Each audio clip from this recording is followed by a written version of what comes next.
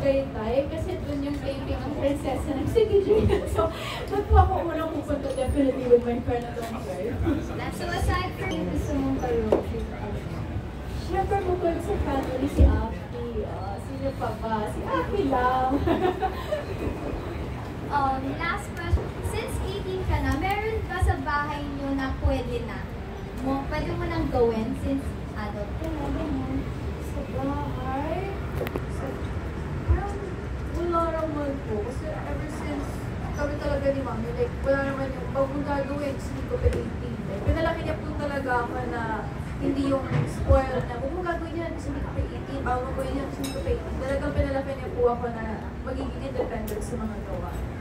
Last question. Yung birthday wish mo since 18? Birthday wish ko po, actually birthday wish ko to every year. Kasi I just wish for genuine happiness. Yung talagang walang negativity, yung talagang happy lang ako. So I believe na when you're happy, it's like you're complete. You have everything as long as you're happy. Thank you. New projects na gusto mo gawin?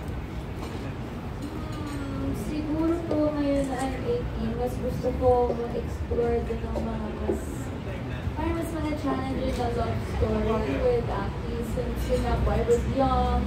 So parang kahit pa pala hindi natin din na huwag naman masyadong ganyan kasi bata pa si Sophia, baka naman sabihin ng tao, ganyan. So I'm excited ngayon na mas makakapag-explore na kami ni Aki ng iba't ibang love, parang romance na projects. And then consider are your career and life milestones so far? Siguro po yung career milestone muna is yung Love Is. Yung Love Is Cottonist Arms. Kasi it was my first project with Aki na kami na yung lead and it was really successful. So parang dun po namin napakita na we can be the love, we can be the next generation of love. We can be the next generation of love team.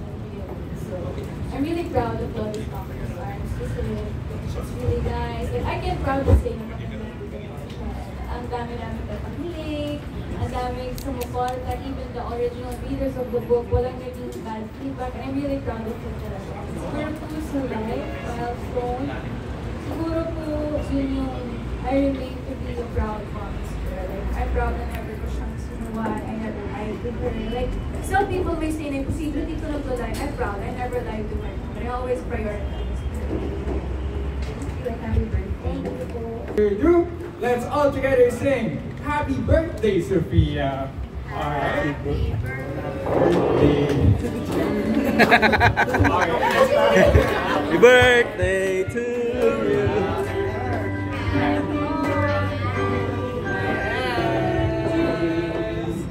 Happy birthday to you! Baba mo Albert ang taas.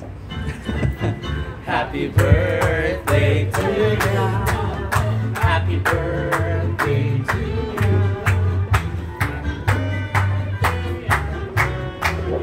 Happy birthday to you.